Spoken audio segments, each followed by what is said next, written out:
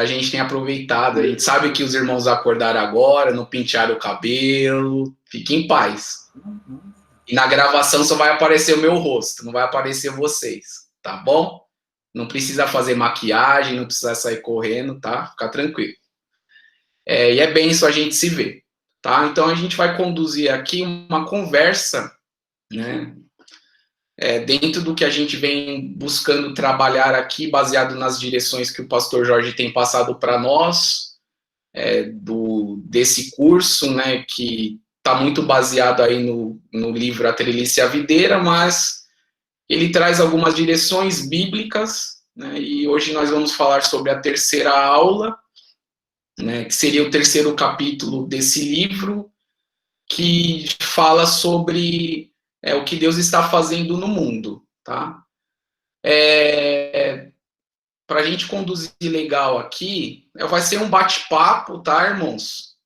Eu creio que muitas das coisas que nós vamos falar aqui não é nada desconhecido por parte de todos, mas o nosso desafio é trabalhar a mudança de mentalidade. E a mudança de mentalidade não é um processo que é rápido.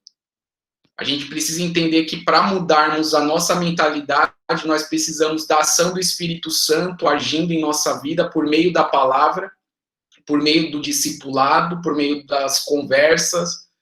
E, de certa forma, é um movimento que precisa ser gerado por um esforço da nossa parte, porque a gente vem caminhando aí ao longo da nossa jornada cristã e esse movimento, que é um movimento que nós entendemos ser um movimento do Espírito, vai nos direcionar a promover mudanças, não mudanças forçadas, não mudanças que vão ser impostas por uma liderança ou por aquilo que nós, de alguma maneira, estamos aprendendo, mas vai ser uma mudança promovida por uma ação do próprio Espírito Santo em nosso coração.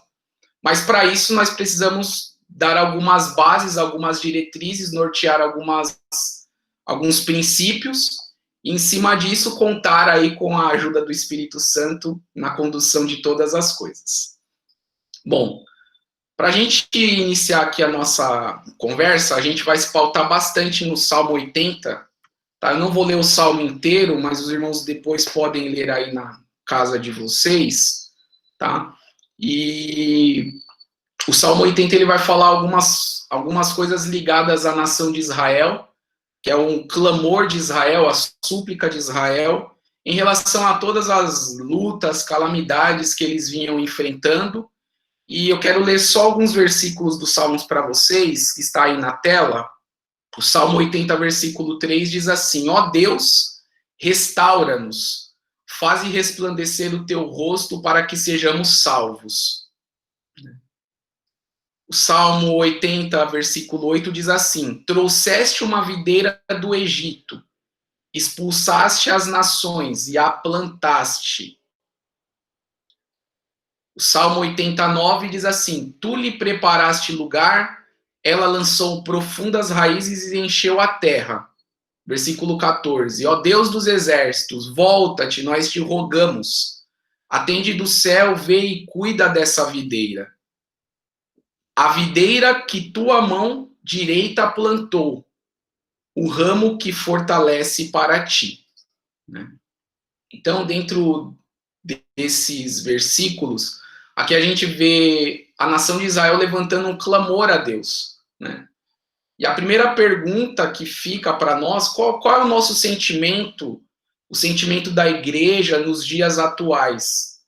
Será que nós temos um sentido como a nação de Israel, né, ao expressar esse salmo, que é um salmo que tem sido levantado um clamor a Deus, para que Deus venha em socorro dessa videira, né, que é colocada aqui, que o próprio Deus plantou, que o próprio Deus regou, que o próprio Deus cuidou.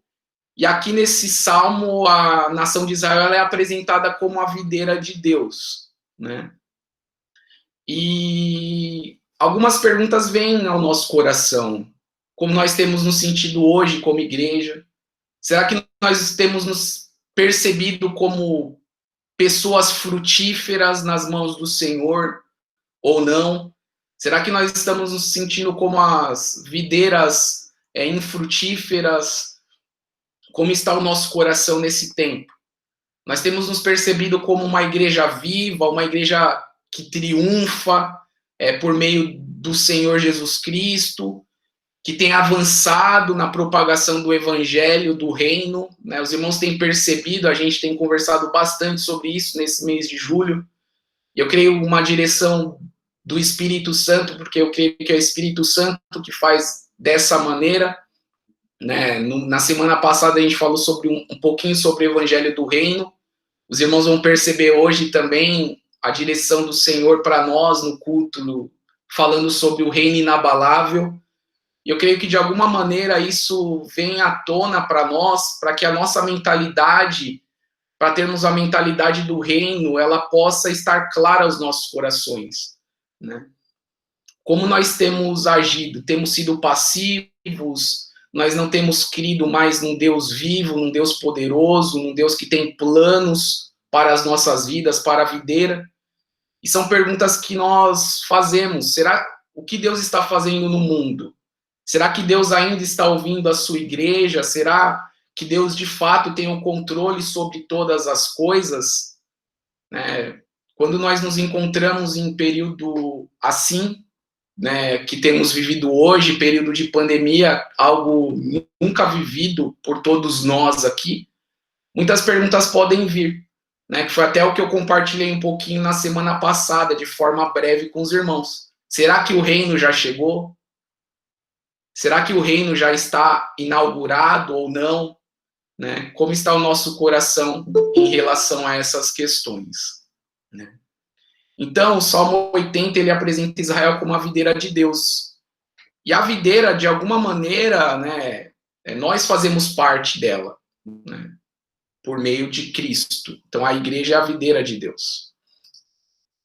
Pensando nisso, uma coisa que é importante nós falarmos aqui, trazermos à nossa memória, pensando na narrativa bíblica, tá? Porque tudo que nós estamos conversando aqui, né, e até a proposta da nossa meditação, de trazer aos irmãos essa mudança de mentalidade, está pautada na palavra de Deus. A gente tem recebido como direção, né, algumas instruções do livro A Treliça e a Videira, que tem sido um norteador para nós, mas o livro A Treliça e a Videira, ele se pauta na palavra de Deus, né, trazendo direções, trazendo instrução para nós. Então, a narrativa bíblica, ela é importante para isso. E algo que é importante nós falarmos hoje aqui, e a gente precisa ter muito claro isso nos nossos corações, é que a videira, ela não é o propósito, não é o centro do propósito de Deus, né?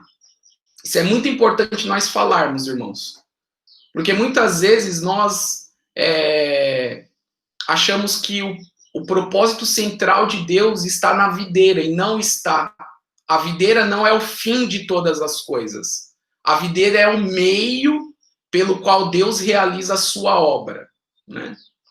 Então, nesse mundo, nós estamos imersos em meio a uma história, uma narrativa, né, que tem sido desenvolvida aí desde que Deus criou o mundo, criou todas as coisas, e essa narrativa, ela está norteando as ações de Deus, está norteando tudo aquilo que Deus está fazendo nesse mundo, né? E o que nos importa é o que Deus está fazendo, quais são os planos de Deus, quais são os propósitos de Deus.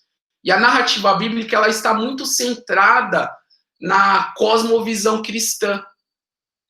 Então, algo que também, não sei se os irmãos têm percebido, ao longo desses meses de confinamento que nós estamos, muito do que nós temos ouvido como igreja nos dias de hoje tem sido falado muito sobre cosmovisão cristã, inclusive na nossa igreja, né? O Ministério de Jovens, preparou um conteúdo com os jovens falando sobre cosmovisão cristã, algumas mensagens falando sobre isso, algumas direções ligadas a isso. Por que isso é importante? Porque nós termos uma cosmovisão alinhada com a palavra de Deus, que é o que nós estamos chamando aqui de cosmovisão cristã, ela vai nos ajudar a trazer uma mentalidade do reino para nós, para que nós possamos, de fato, entender qual é o propósito de Deus aqui nessa terra.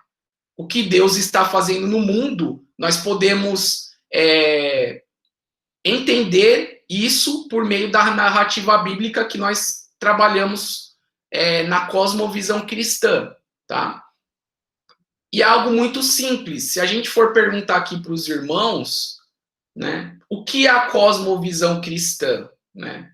Deveria ser um assunto, algo que estivesse muito claro para nós. E que nós não apenas vivêssemos isso de uma maneira teórica, mas que nós, de fato, pudéssemos viver isso todos os dias das nossas vidas. Essa cosmovisão cristã deveria nortear as nossas ações, nortear os nossos passos, porque essa cosmovisão cristã é o plano de Deus.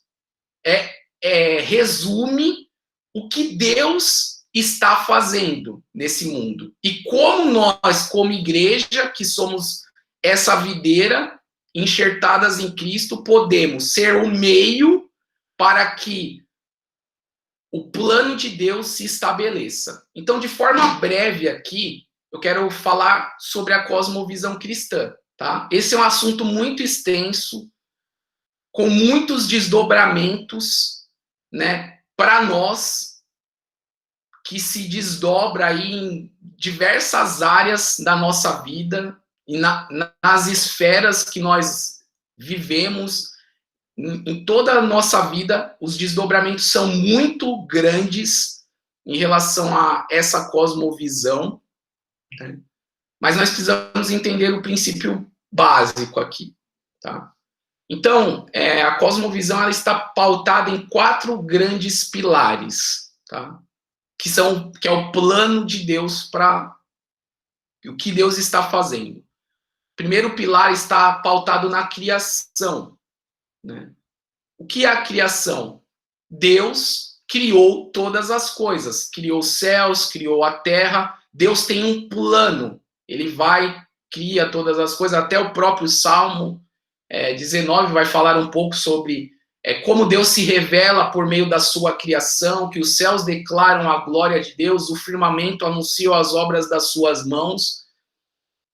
E Deus, ele cria todas as coisas com um propósito e cria o homem, né, assim como diz lá no livro de Gênesis, a sua imagem e a sua semelhança.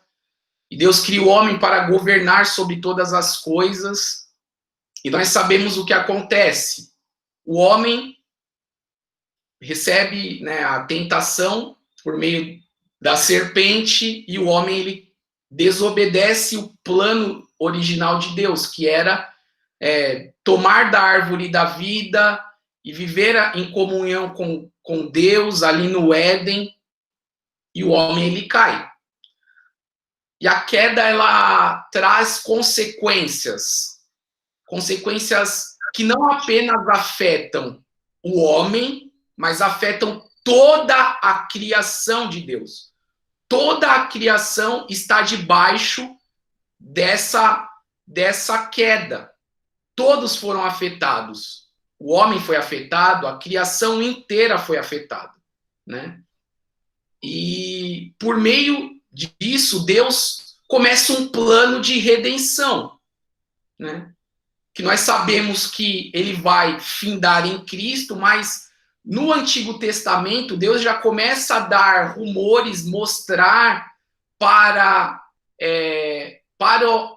o homem ali naquele contexto, que Deus havia de trazer redenção.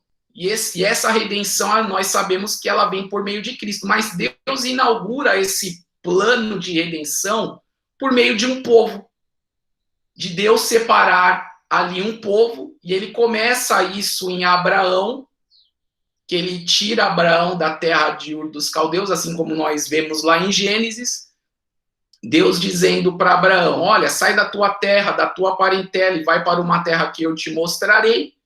E aí começa Abraão, aí vem Isaac, sua descendência Jacó, que né, Jacó ele é o Israel, depois Deus muda o nome dele de Jacó para Israel, e Israel ela passa a ser a representante, né, ainda que de maneira não total, porque Israel, nós sabemos de todas as complicações de Israel no sentido de não conseguir cumprir em sua plenitude o plano de Deus de redenção, ainda que ela aponte para a obra de Cristo, porque Israel como videira, de certa maneira, aponta para Cristo como a videira, mas nós sabemos que Israel como um povo, ele foi falho, né?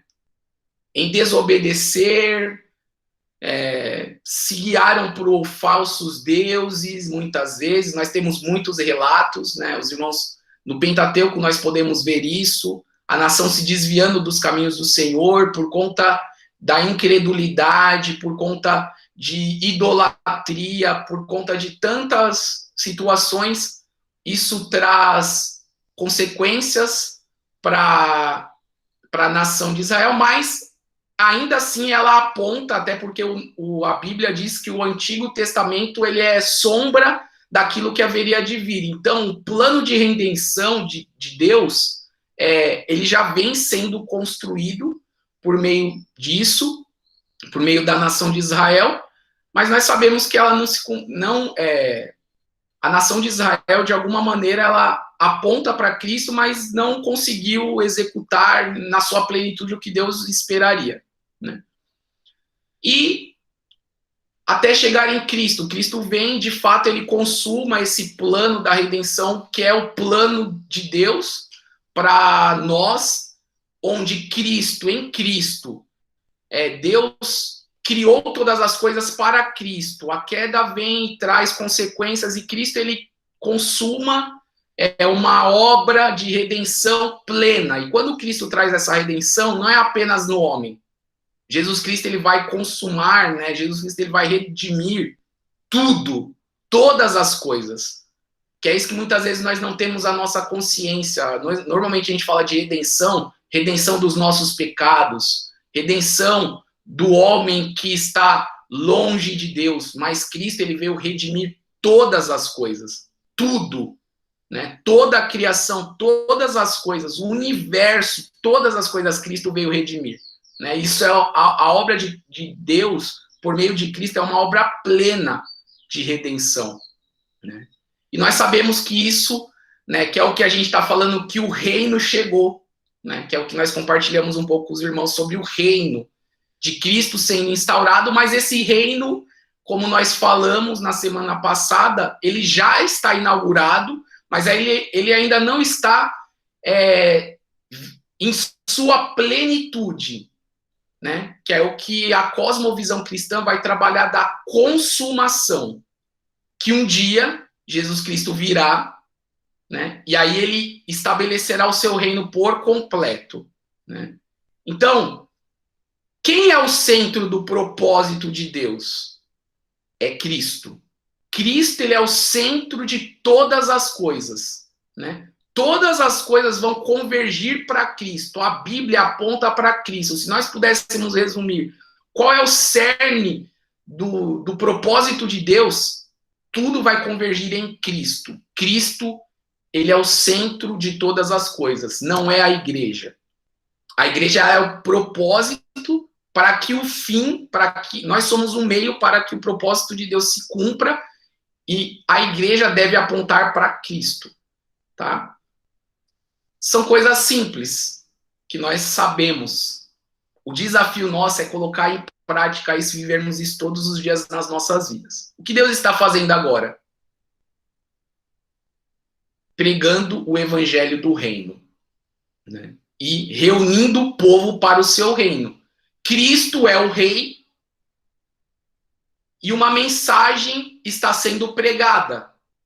O evangelho do reino, que são as boas notícias desse reino, que é um reino perfeito, que é um reino que não se abala, e Deus está trazendo pessoas para esse reino, por meio da atuação do Espírito Santo na igreja, que está fazendo essa pregação, essa propagação do evangelho, né?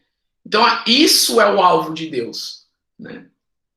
Esse é o projeto de Deus, esse é o plano de Deus. E aqui é muito importante nós fazermos um parêntese nisso, porque muitas vezes a nossa mentalidade está sendo distorcida quando a gente fala sobre crescimento. Porque normalmente a gente é muito bairrista. Eu vou explicar o que eu quero dizer com isso. A gente não pensa em reino da maneira que Deus pensa. Porque nós estamos inseridos numa igreja local. E normalmente, né, que nem aqui em Sorocaba, nós temos quantas igrejas locais? Em diversas igrejas locais, né? E cada igreja, ela tem ali os seus representantes, tem a sua maneira de viver, a conduzir as suas vidas, tem as suas doutrinas, né? Tem a sua maneira de conduzir, os seus usos, os seus costumes.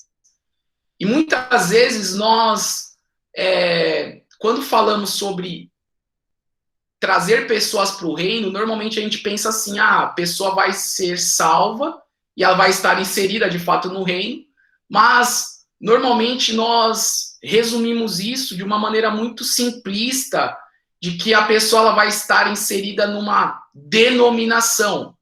Por exemplo, uma igreja batista, uma igreja metodista, uma igreja presbiteriana, uma igreja Assembleia de Deus.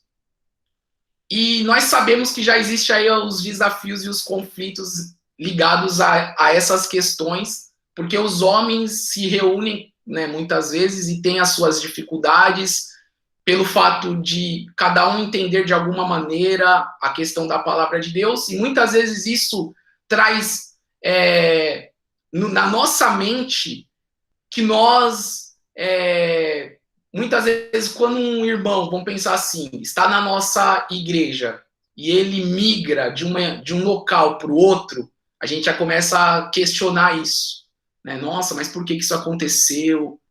Porque muitas vezes, lógico, nós criamos vínculos de amor com as pessoas, mas quando Deus fala de crescimento, ele não está pensando em crescimento de denominação, ele não está pensando em crescimento, agora a Igreja Batista tem que ter 1.000 membros, 2.000 membros, não. O importante é de nós pensarmos o crescimento como o crescimento do evangelho do reino, ou o crescimento da palavra do reino sendo, né, alcançada. Então, independente de onde for, existem pessoas que se reúnem, né, que são cidadãos do reino e que proclamam a mensagem do reino, independente de onde eles estiverem. Se a gente pensasse dessa maneira e não fôssemos, de certa maneira, egoístas, no sentido de achar que a nossa igreja ou a nossa denominação deveria, né, lógico que o crescimento é um crescimento saudável que vem de Deus, mas normalmente quando a gente pensa em crescimento, a gente pensa assim, quantos membros eu tenho na minha igreja? Normalmente é assim que a mentalidade que nós temos, né? E nas reuniões com pessoas que nós conversamos, normalmente surgem isso. Quantas pessoas tem na sua igreja? E a gente começa a medir crescimento pela quantidade de membros que nós temos, né, nas igrejas, e isso é uma mentalidade que nós precisamos transformar, ser transformados nisso. Porque não importa quantos membros nós temos na nossa igreja, o importante é quantos membros Deus tem no seu reino. Isso é o mais importante. Isso precisa ser transformado por nós. Por quê? Só existem dois reinos, né? Ainda que nós tenhamos diversas denominações, pessoas que se reúnem, que têm um chamado, um propósito ali, né? Que Deus une pessoas com propósito para cumprir esse chamado que Deus tem para nós, né? Mas, a grosso modo, só existem dois reinos: o reino das trevas e o reino de Jesus. Não existe outro reino. Então, existem pessoas que estão no reino das trevas e essas pessoas, né, não precisam fazer nada para estar nesse reino, porque elas já estão debaixo dessa condenação por conta da queda, né? Elas já estão no reino das trevas.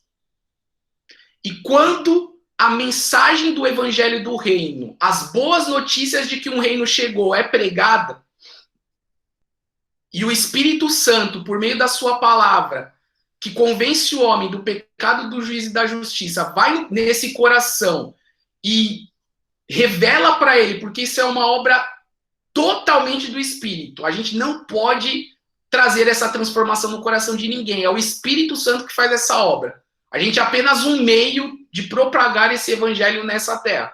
Quando o Espírito Santo vai, assim como a palavra de Deus diz, convence o homem do pecado, do juízo e da justiça, os olhos são abertos. E essa pessoa, ela sai do império das trevas e vem para o reino do Filho do seu amor, que é o reino de Jesus. Assim como a palavra diz aqui em Colossenses, capítulo 1, versículo 13 e 14. Ele nos tirou dos domínios das trevas e nos transportou para o reino do Filho do seu amado, do Filho do seu amado, Filho amado, que é Jesus Cristo, em quem temos a redenção, isto é, o perdão dos pecados. Nosso papel é esse, irmãos. Não é converter gente para vir para a Igreja Batista Água Viva. Nosso papel não é converter gente para ir para denominação. Nosso papel é proclamar a mensagem, que o Espírito Santo entre nos corações e convença de que Cristo é o Rei. E de que essas pessoas, elas vão ser inseridas no reino, que hoje não é um reino visível.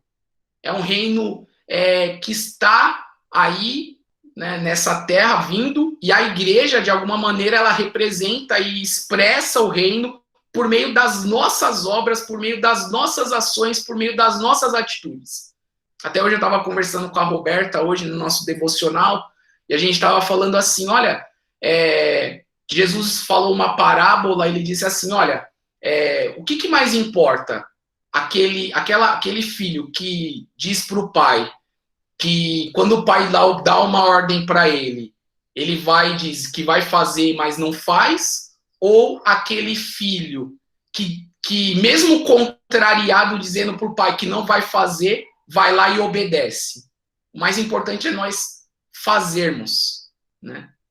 Então, lógico que aquilo que está no nosso coração, até porque tudo que nós vamos fazer como igreja deveria expressar as inclinações do nosso coração, e as inclinações do nosso coração deveriam levar-nos para aquilo que Deus tem feito na nossa vida, né? Porque Deus, um dia, por meio de Jesus, tocou no nosso coração, assim como Agostinho diz, né?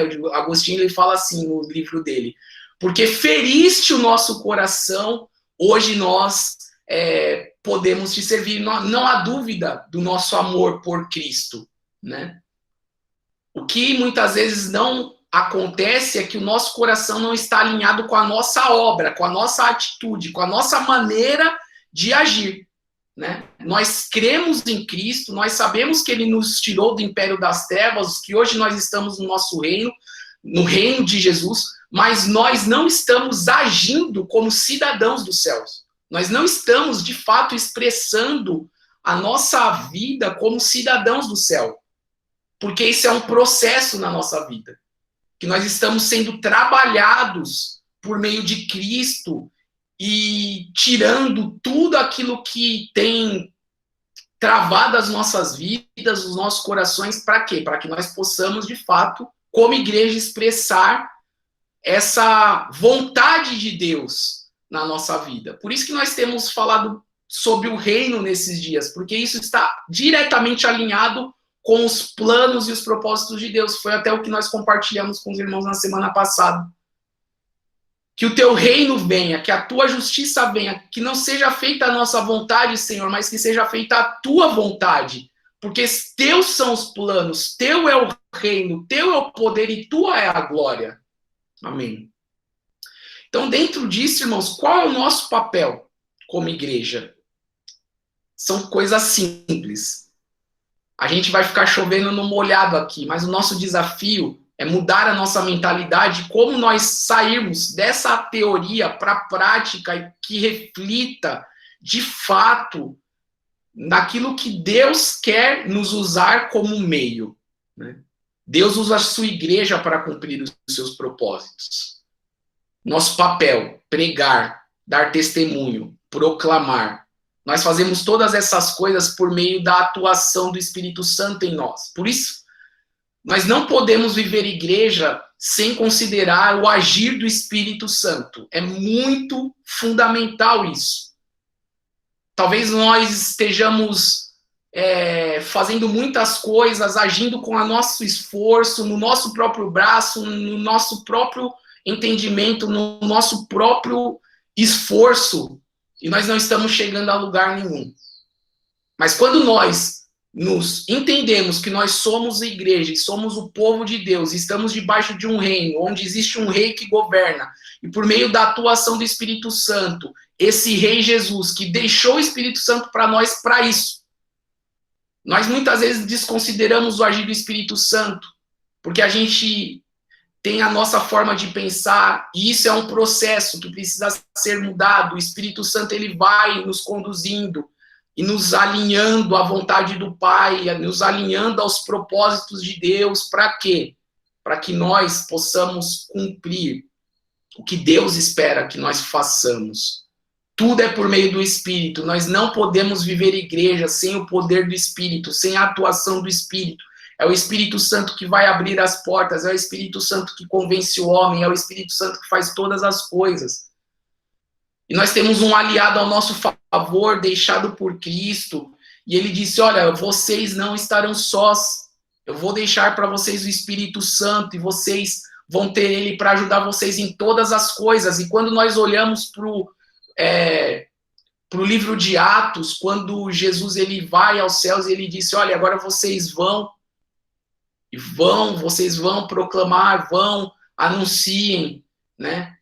Vocês vão receber o Espírito, e o Espírito ele vos ajudará a respeito de todas as coisas. Quando a gente vê a escrita ali no livro de Atos, normalmente a gente fala Atos dos Apóstolos, mas na verdade, se a gente fosse dizer efetivamente, os atos não foram dos apóstolos, foram os atos do Espírito Santo por meio dos apóstolos. Porque a ação do Espírito Santo agindo na igreja. Eles iam, proclamavam a palavra, o Espírito Santo vinha, convencia o homem, e a igreja ia crescendo. E a igreja, quando eu falo aqui, é o reino. Né? Não é uma instituição, não é a igreja batista dos apóstolos primitivos. Não, é a igreja espalhada sobre a face da terra, um povo que se reuniu e entendeu que Cristo é o centro, e estavam dispostos a morrer por essa mensagem. Né? Então, qual que é o nosso papel? Pregar, dar testemunho e proclamar. Esse é o nosso papel. Né? Diante disso, nós temos 3 implicações, né, do que nós conversamos hoje aqui. Nós já estamos finalizando a nossa conversa, e depois eu gostaria de abrir para os irmãos que quiserem compartilhar algo do que Deus tem falado com você nesse tempo e aqui nesse momento. Diante disso, poderiam ter outras implicações, mas o livro propõe para nós essas 3 implicações. Primeiro, de nós nos dedicarmos à causa de Cristo e ao seu evangelho. E se de fato nós entendemos que essa causa, esse propósito de Deus, do que Deus está fazendo no mundo, é algo importante, né? Deveria ser a prioridade da nossa vida. Né? Então, de alguma maneira, a nossa vontade, as nossas ambições, que muitas vezes são egoístas, deveriam nos inclinar, nós deveríamos nos negar, que é o que Jesus fala, né? Negarmos a nós mesmos, tomarmos aquilo que é o plano de Deus para nós, que é o que nós falamos aqui, do reino, de nós termos uma mensagem que não é nossa, mas é de Cristo, e nós vamos ser aqueles que vão propagar essa mensagem, de nós nos dedicarmos a isso. Isso deveria ser algo que seria prioridade para nós. Se a gente for pensar, qual deveria ser a nossa prioridade? A gente pensar, nossa família. Normalmente a gente faz assim, né? Deus é a prioridade, família em segundo plano. A gente tem algumas ordens, mas se a gente for pensar qual deveria ser a nossa prioridade, nossa principal ação aqui nessa terra, até porque nós somos peregrinos, nós estamos aqui de passagem e nós sabemos que Jesus Cristo virá para buscar a sua igreja, e essa mensagem tem que ser falada, né? A gente tem se esquecido de pregar sobre a volta de Jesus. E não é porque nós estamos na pandemia que nós estamos trazendo isso ao nosso coração, mas isso deveria ser a mensagem central do Evangelho, de um reino que já chegou e que ele vai se estabelecer de maneira plena por meio de Cristo, e que um dia ele virá buscar a sua igreja, e seria a consumação de todas as coisas. E nós não temos falado isso. Nós temos normalmente falado o quê? Mensagem de autoajuda. Mensagens que vão trazer o centro, não em Cristo, mas o centro no homem, né? E a gente precisa mudar a nossa mentalidade para que a nossa mensagem seja uma mensagem cristocêntrica e não egocêntrica, né? E de certa maneira, quando nós pensamos isso, Cristo ele foi radical. Cristo ele foi radical. E muitas vezes nós temos dificuldade nisso, nesse sentido desse radicalismo de Cristo, porque o próprio Cristo disse isso: olha, se você não aborrecer seu pai e sua mãe, você não é digno de entrar no reino. Se você, né, Cristo ele trouxe muitas questões que de certa maneira foram duras, mas muitas vezes nós amansamos, porque a mensagem de certa forma de Cristo é uma mensagem que ela traz um racha no sentido de, ou você é de Cristo ou você não é, né? E muitas vezes essa mensagem nos incomoda. Essa mensagem nos tira da zona de conforto, e de fato é isso que Cristo vem fazer. Porque nós não temos compromisso nenhum com esse mundo, nós não temos compromisso nenhum com essa terra, né? Então, de certa maneira, para a gente mudar nossa mentalidade, a gente precisa de alguma maneira nos alinhar ao que Cristo disse por meio da sua palavra, e isso de alguma maneira é radical. Nós precisamos considerar isso. Segundo, o crescimento de Cristo, o crescimento de Deus é nas pessoas, não é em denominação, são em pessoas, porque o reino de Cristo é instaurado e vem para pessoas, né? Essa é a obra de Cristo, né? E a gente abordou um pouquinho sobre isso aqui na nossa conversa, né? Que a ação é por meio da palavra e do Espírito, em instaurar o reino nessas pessoas como novas criaturas e ver essas pessoas amadurecendo e crescendo e produzindo frutos como servos de Cristo, né? E esse é uma segunda implicação. Nossa mentalidade precisa mudar. A gente tem muito na nossa mente denominação. E a gente tem que pensar que um reino, né, de Cristo é um reino que é amplo, que onde houver pessoas que são cidadãos desse reino, elas vão, por meio da ação do Espírito, levar essa mensagem e mais pessoas vão ser inseridas nesse reino. Por isso, irmãos, olha, né, é algo que eu tenho sido desafiado nesses dias. É muito difícil, muitas vezes, a gente conviver com pessoas que são diferentes de nós. E nesse tempo, Deus tem me mostrado, assim, Deus tem me desafiado a eu conviver com pessoas que muitas vezes pensam diferente de mim, mas que também são cidadãos do reino. Porque os nossos irmãos presbiterianos, eles são cidadãos do reino. Ainda que eles pensem algumas linhas doutrinárias diferentes da nossa, mas eles estão a favor do reino. E muitas vezes nós não convivemos com essas pessoas porque a gente muitas vezes fala, não, mas o batismo deles lá é por aspersão e a gente aqui é por imersão. E a gente fica em briguinhas assim, teológicas tão inúteis, sendo que em vez de nós somarmos forças para que o reino avance, e quando nós estamos juntos e nós nos fortalecemos e somamos forças, nós somos mais fortes, muitas vezes nós nos separamos, e isso muitas vezes enfraquece o reino. Então é importante nós entendermos isso. Terceiro, o crescimento é uma ação do Espírito Santo por meio da sua palavra. Esse povo que cresce existe somente por meio do poder do Espírito Santo. Nós não podemos desconsiderar a ação do Espírito Santo. Quando ele aplica a palavra no coração das pessoas, o crescimento vem de Deus. E é o que o apóstolo Paulo diz lá em 1 Coríntios capítulo 3, versículo 6 a 7, né? Que eu queria concluir a nossa aula falando sobre isso. Eu plantei, Apolo regou, mas foi Deus quem deu o crescimento. De modo que nem o que planta, nem o que rega são alguma coisa, mas sim Deus que dá o crescimento. Né? De alguma maneira, se nós fôssemos pensar, irmãos, nós somos parte do plano e do propósito de Deus. Nós, como igreja, somos o meio para que o Senhor faça a sua obra. Mas o apóstolo Paulo diz aqui, olha, nem o que planta e nem o que rega são alguma coisa. Sabe, irmãos, nós não somos nada. E muitas vezes nós achamos que nós somos alguma coisa. E se nós queremos nos alinhar ao plano e ao propósito de Deus, nós precisamos entender que nós somos apenas um meio. Nós não somos um fim. O fim é Cristo. E nós somos apenas os colaboradores. Né? O apóstolo Paulo vai dizer nos versículos posteriores aqui, de 1 Coríntios 6 e 7, versículo 8, vai assim, ó, e nós somos cooperadores. Nós somos aqui para cooperar com Deus, no plano dele, no propósito dele. Nós somos apenas cooperadores. O plano não é nosso. O que Deus está fazendo e o plano é de Deus. A obra é de Deus, tudo é de Deus. Nós estamos aqui para cooperar com Deus.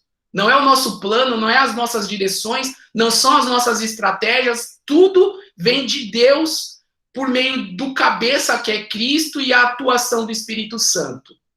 Se nós pensássemos assim, nós seríamos uma igreja mais vibrante, mais atuante, né, mais relevante, né, na vida das pessoas. Então, concluindo, tudo que eu falei aqui, irmãos, eu creio que é conhecido por todos.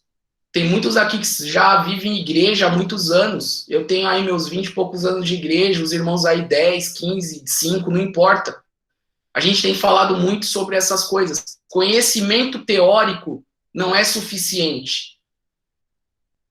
Que é o que Jesus vai dizer, né? E eu gosto muito, assim, porque Jesus ele traz pra gente muito a questão, né, quando a gente lê o Sermão do Monte, Jesus ele vai falar de coisas práticas. Nós somos o sal da terra, nós somos a luz do mundo, né?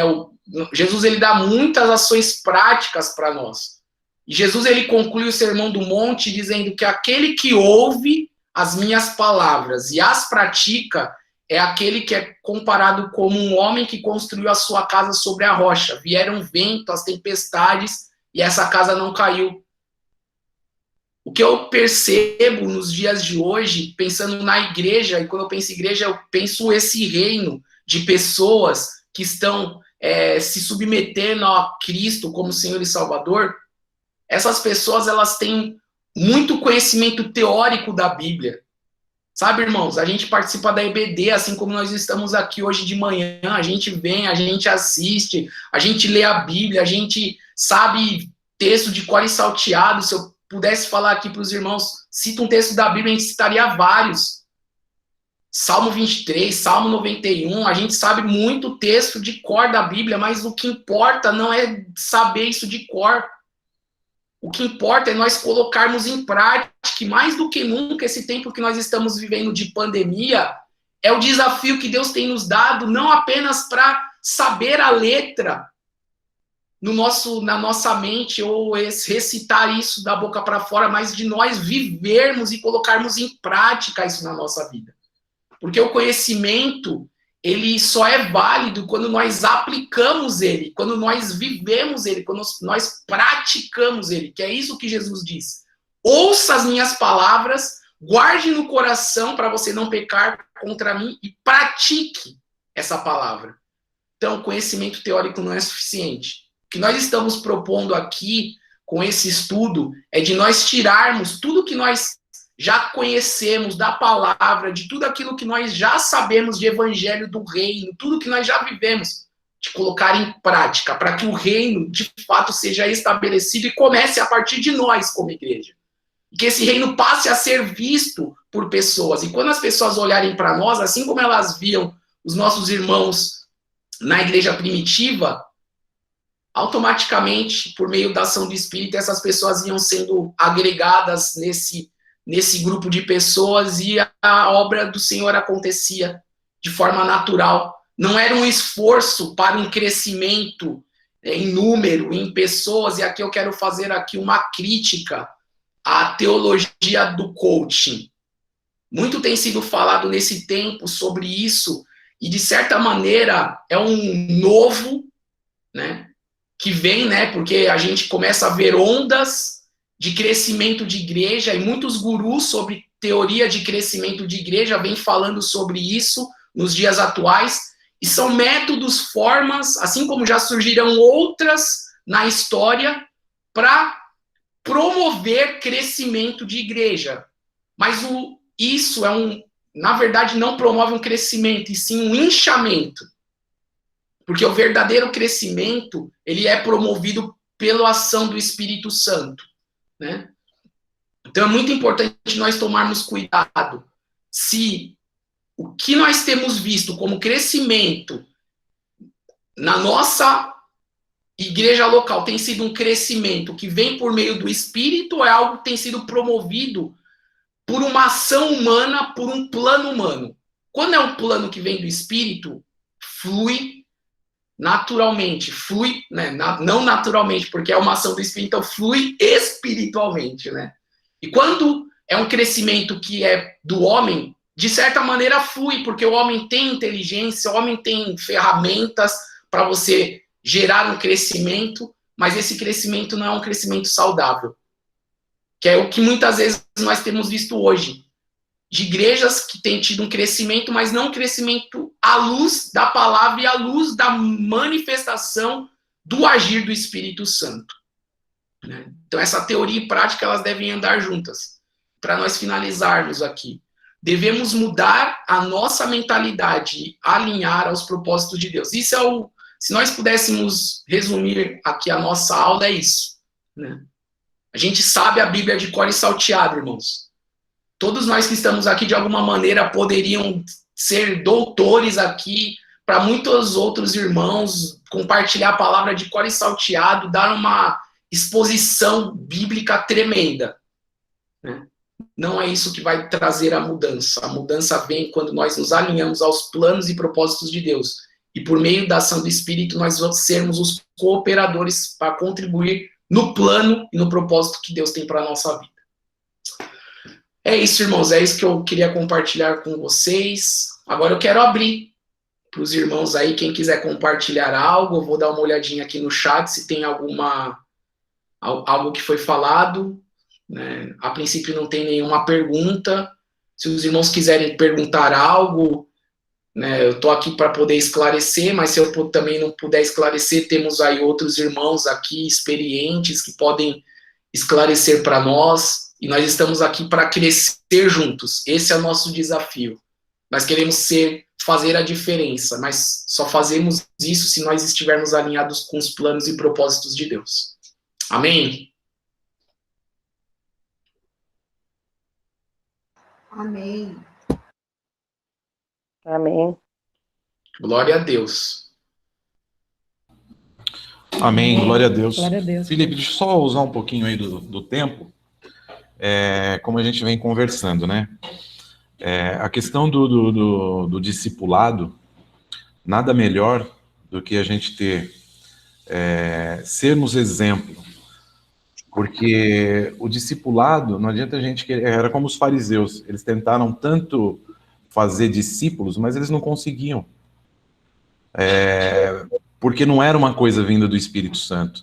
Então, o discipulado, hoje, para que a gente possa realmente sermos discípulos, nós temos que dar o exemplo. Dar o exemplo, não basta a gente pregar o evangelho, a gente tem que, como você mesmo disse, viver o evangelho. E viver de uma forma a qual as pessoas olhem para você e vejam a real transformação. E isso hoje é só dado pelo Espírito Santo. A gente sabe disso, a gente tem essa consciência. E tem que ser através do Espírito Santo, para que seja uma coisa genuína. Senão não vai ser. Hoje nós temos muitas igrejas, com muitos membros de igreja, que se acham discípulos, mas não são, porque eles não vivem o Evangelho. É o exemplo que a gente dá, como você falou aí, né, a questão do conhecimento, da sabedoria. Você pega um engenheiro agrônomo, que nunca plantou uma semente, e você pega um agricultor, que com a sua simplicidade, ele vai lá, sabe plantar, sabe regar, sabe dar todos os cuidados com aquela semente, ele não sabe como que aquilo vai germinar, qual que é a transformação que aquela semente vai sofrer. Ele simplesmente sabe que ele tem que plantar, ele tem que cuidar, e aquilo vai crescer, ele sabe que os frutos que ele vai colher. Já o engenheiro agrônomo não, já tem toda a experiência, ele vai falar exatamente como que uma semente ela vai se desabrochar, vamos dizer assim, ela vai crescer, como vai ser o seu crescimento. Ele tem esse conhecimento, mas na prática ele não tem. Então acho que o discipulado genuíno é esse. A gente tem que praticar, assim como o agricultor pratica, plantando a semente e colhendo os frutos. É isso que nós temos que fazer. É isso que, como discípulos, a gente tem que fazer. Porque, como você disse, a gente está aqui para o reino de Deus, para o crescimento do reino de Deus. Então, principalmente os líderes da igreja, de todas as igrejas, não estamos falando só da nossa, falando da igreja, né? Todos os líderes de igreja, que eles têm esse conhecimento, que eles sabem que você está ensinando as pessoas, você está pregando o evangelho para as pessoas, porque você vive, porque você pratica isso, e essas pessoas não vão ficar limitadas àquela denominação, àquela igreja local. Elas vão estar espalhando. Isso é você espalhar o evangelho, porque você dá esse ensinamento, a pessoa absorve, ela caminha com você, ela vê os seus exemplos, ela tem o ensinamento, e dali ela vai expandir. Hoje, Deus coloca pessoas ali ao nosso redor, hoje nós estamos aqui, acredito que muitos aqui vieram de outras igrejas, assim como vocês frutificaram em outras igrejas, vieram para cá, vão frutificar aqui, e assim vai sucessivamente. Esse é o crescimento genuíno do reino de Deus, né? Então é por aí, a gente tem que ter essa mentalidade de que não é na nossa força, e sim na do Senhor.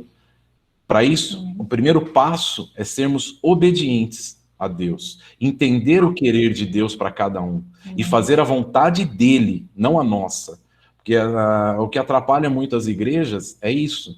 A gente começa num caminho certo, a gente começa caminhando na nossa visão que está tudo certo, Deus fala no nosso coração que está tudo certo, e quando a gente se acha autossuficiente, que a gente acha que já tem conhecimento suficiente, a gente começa a agir com as nossas forças. A gente esquece que Deus é Deus que conduz tudo, que nós temos que ir pela força dele. Enquanto as igrejas cometerem esse erro e querer fazer na nossa força, esse crescimento não vai ser saudável.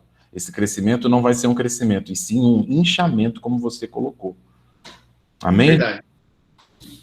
Para a gente concluir aqui, não sei se os irmãos vão querer falar mais alguma coisa. Enquanto você falava, eu me lembrei de um texto da palavra aqui, que está em Isaías, capítulo 28, versículo 23. Ele vai falar assim, um pouco como nós deveríamos cuidar dessa instrução de Deus, né? Como nós deveríamos dar crédito mais ao que Deus está nos instruindo por meio do seu Espírito. Muitas vezes nós queremos fazer no nosso próprio esforço. Ele diz assim, Isaías 28, 23. Inclinai os ouvidos e ouvi a minha voz. Escutai e ouvi o meu discurso. Né? Por acaso o lavrador que semeia lavra sem parar? Fica cavando e gradeando a terra? Não é assim. Depois de nivelar a superfície, ele espalha o endro, semeia o cominho, lança o trigo em eiras, a cevada no lugar determinado e a espelta na margem. Pois o seu Deus o instrui como devia e lhe ensina. Né? Estava falando do agricultor. Quem que ensinou o agricultor a plantar? Né? Foi Deus. Quem que ensinou ele? Né? Aqui está falando isso. Olha, ele não vai lá e fica fazendo... Tem um processo para que as coisas aconteçam. E quem ensinou esse processo foi o próprio Deus.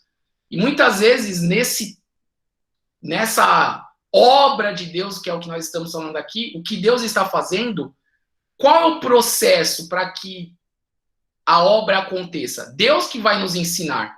Por isso que nós precisaríamos e deveríamos considerar muito o Espírito Santo na nossa vida, para que, de fato, ele nos ensinasse, nos mostrasse o caminho, mostrasse as direções, para que nós pudéssemos cumprir aí em sua plenitude o plano que Deus tem para nós, né? Então, como é importante isso, né? Muitas vezes nós não estamos prontos para ouvir, né? Tava falando com um amigo meu esses dias, falei, olha, Tiago, lá no livro de Tiago, ele ia falar isso, né? Que nós estejamos prontos para ouvir, tardios para falar e tardios para nos irar. E nós muitas vezes estamos muito prontos para falar e nos esquecemos que nós temos que estar prontos para ouvir. E nesse contexto que nós estamos falando, prontos para ouvir a voz do Espírito Santo falar conosco, nos dando a instrução e as direções de o que fazer para cumprirmos os propósitos de Deus. Amém. Amém. É termos a humildade, né? A humildade de ouvir. Não achar que nós sabemos tudo. Temos a humildade que às vezes as pessoas vêm e a gente não quer ouvir. E a gente acha que já sabemos tudo, já sabemos o suficiente e que aquela pessoa está falando não é o correto. E muitas vezes nós estamos errados, aquela pessoa pode estar certa. Então nós temos que ter a humildade no coração para ouvir, entender e consultar a Deus. Porque somente ele vai trazer a revelação e vai trazer a verdade. Amém? Amém. Pastor Jorge, o senhor quer falar alguma coisa? Pode falar. Vamos lá. Bem, assim, dessa ministração de hoje, desse capítulo 3, o que Deus está fazendo no mundo é salvando vidas. A gente pode pensar que ele pode estar fazendo muitas outras coisas, não é? Assim, sendo Deus como ele é, mas ele está salvando vidas. E nós, como igreja, essa compreensão de que esse é o nosso papel, de salvar vidas, seria o principal onde o Senhor se alinha conosco, se alinha com a igreja que tem um coração de buscar vida, de edificar a vida, de transformar vidas e tal. Então, o que ocorre? Quando a gente recebe a palavra de Deus no nosso coração e passamos pela conversão, alinhando-se com o coração do Senhor, automaticamente o propósito segue o mesmo, de conquistar vidas. Ocorre assim, que todas as igrejas são boas, todas as igrejas, todas são sinceras, têm líderes comprometidos, a gente quer acertar, a gente tem compromissos dentro de ministérios, ou sonha-se, ora-se, quer dizer, é sempre no propósito de acertar, mas no fundo do coração, o que deve regir o nosso coração, é se nós estamos, sabe, se alinhando com o propósito de Deus, que é sempre alcançar alguém. Porque, veja bem, quando recebemos o Evangelho através do Espírito Santo, eles nos selam na sua videira, a partir daí, o que Deus está fazendo é o que nós estamos fazendo. Então, é essa a grande questão. Nós podemos pensar muitas coisas, mas a gente não tem como pano de fundo da nossa vida cristã que nós estamos ganhando, edificando e, por fim, consolidando vidas. Então, qualquer ministério, toda igreja, sabe, que quiser se alinhar com o coração de Deus, ele tem que estar envolvido com vidas. Envolvido com vidas, A sabedoria vem pelo Espírito. O ensinamento, a capacitação, sabe, tudo vem pelo Espírito. Cabe a nós, por exemplo, plantar, regar, mas o crescimento vem de Deus. Mas a preocupação da igreja de hoje, ela não consegue ver Deus porque ela quer ver Deus em coisas, em algo próspero, algo que funcione de uma maneira tremenda, e às vezes está em coisas, em edificações, mas igreja de Cristo, que está em Deus, ela está sempre preocupada em ganhar e edificar. Que nem passamos os dias de hoje. Quem que permanece? Aqueles que estão em Deus. Quem que está em Deus? O que está aliançado com o seu propósito. Então, Deus está fazendo no mundo. Ele continua trabalhando no mundo, ele continua edificando vidas e salvando vidas. Agora a igreja precisa entrar nesse propósito, compreender essa missão, se envolver nela. A partir daí, todas as outras coisas você vai acrescentando. Então, nós não temos que preocupar, sabe, se Deus está abençoando isto, aquilo, aquele outro ministério, se é desse jeito que a gente planeja, ele vai abençoar ou ele vai fazer prosperar. Essa é uma preocupação muito natural. Nós temos responsabilidades de edificar a igreja, cada um de nós querendo fazer de coração. Mas o que Deus está fazendo é envolvido com vidas. Se eu me envolvo com vidas, eu me envolvo com o coração do Senhor, aí todas as coisas referentes a ministério, edificação pessoal, referente a crescimento no Senhor, entendimento da palavra, isso tudo vem com a presença do Espírito dentro de nós. Então, Deus está fazendo isso. A igreja, ela se alinha com isso. E todas as outras coisas, o Senhor acrescenta. Então, para muitos, por exemplo, que estão desanimados, a grande questão é que a gente não se sente em Deus. A gente se sente que a gente está fazendo algo, mas quando você se sente que está na videira, plantado, sabe assim, parte dessa videira, sendo esse ramo, certamente ele vai frutificar. Então, essa é uma preocupação, assim, deveria ser bem pessoal, cada um de nós ter essa consciência, ganhar essa consciência do nosso ministério, quem somos, mas se nós fazemos o principal, amar vidas, ganhar vidas. Eu entendo que isso é o que Deus está fazendo no mundo. Aí, aliançando-se com Ele, todas as outras coisas se acrescentam, naturalmente. É o que eu aprendi dessa lição e do que você ministrou. Beleza, Felipe? Beleza, pastor. Bênção. Amém. Mas, amor, não tem algo a compartilhar? Sim. Eu gostaria. Marisa? Fica à vontade, Marisa. Paz do Senhor, igreja. Bom dia para todo mundo. Amém. E eu estava aqui pensando, né? Eu fiz algumas anotações sobre o que o pastor falou, sobre o que enfraquece o reino. E diante de vários pontos aqui que eu coloquei, eu fiquei pensando no seguinte: como é importante a gente ter essa cosmovisão bíblica bem... É importante a gente entender bem qual que é a cosmovisão bíblica, porque a gente vê que hoje, diante do que o pastor falou do evangelho coaching, eu vejo que o papel da igreja né, pensando de forma geral, tem sido mesmo distorcido, não apenas nessa área de coaching, mas o que me incomoda um pouco que eu vejo é esse amor inclusivo de Deus, esse amor que não exige uma mudança real, essa visão distorcida que as pessoas têm do amor de Deus, né? Já que a gente vive numa sociedade em que a gente não pode ser contra o amor. Então, o Senhor, ele também tem esse amor inclusivo, um amor que aceita tudo sem pedir uma mudança real. Aí, diante disso, a gente vê algumas igrejas contrário do que Paulo falou, né? De a gente não se amoldar aos padrões do mundo, e a gente acaba querendo incluir todos sem uma mudança real, como se Jesus não exigisse isso, né? E como o pastor falou no início, tem exigência. E isso me incomoda bastante, porque a gente às vezes acha que isso é maior do que a Bíblia. O nosso achismo é maior que a Bíblia. E que o que é pregado, né, como sendo cultura, acaba se sobrepondo aos valores do reino. E isso enfraquece o reino. Eu acho que não só enfraquece o reino, como também adia o ainda não, né, do reino. A gente acaba se fixando em coisas que é bom para todo mundo. Então, quando a nossa cosmovisão está firmada mesmo na Bíblia, quando a gente entende o real propósito do reino, né, e como a igreja é importante como ferramenta para a implantação desse reino aqui na Terra, a gente entende de uma forma diferente. Então, eu acho que isso me incomodou, porque esses dias andando, eu ouvi, né, inclusivo, tudo agora é inclusivo. O Senhor aceita, sim, todos como estão, mas a mudança, ela é necessária.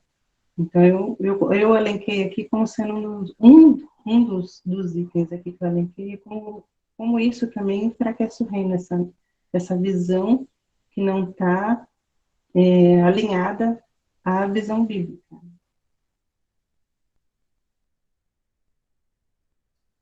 Mais algum irmão gostaria de compartilhar? Senão nós já vamos dando aí, caminhando ao fim. Aí eu passo a palavra para o mestre de cerimônias, Danilo.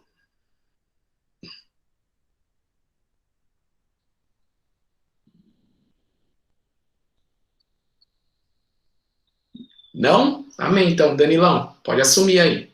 Obrigado, irmãos. Deus abençoe. Excelente domingo para todos. Amém, gente. Então, só para encerrar, né, aqui da parte mais da logística aqui, o vídeo ele está sendo gravado, ele fica disponível, então, eu queria passar duas informações, né? A primeira é que ele fica disponível no